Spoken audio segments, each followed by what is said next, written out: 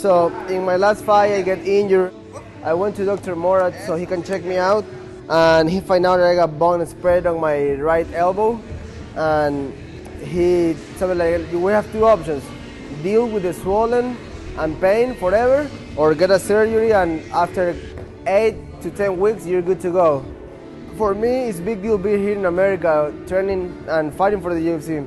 So when he told me you need surgery, I was scared because like people sometimes don't get better after surgery. So I was thinking, what happened if I do everything for come to America and in the first year I get a surgery and I fail?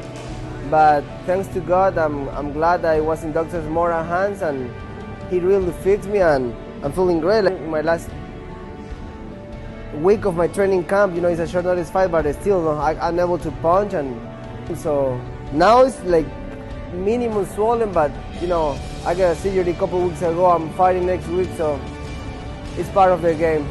So Dr. Mora is doing a good job with the UFC fighters, and I'm glad he's able to help us because without our arm or without our leg, we can do much in this sport.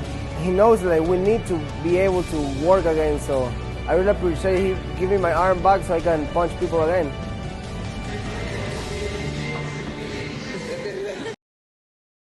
I came to the sport to be a world champion. I have the heart, I have the work ethic, and now I have the people that will get me there. I will keep working, I will keep kicking ass, and Ecuador, I'm gonna be a fucking world champion. You are.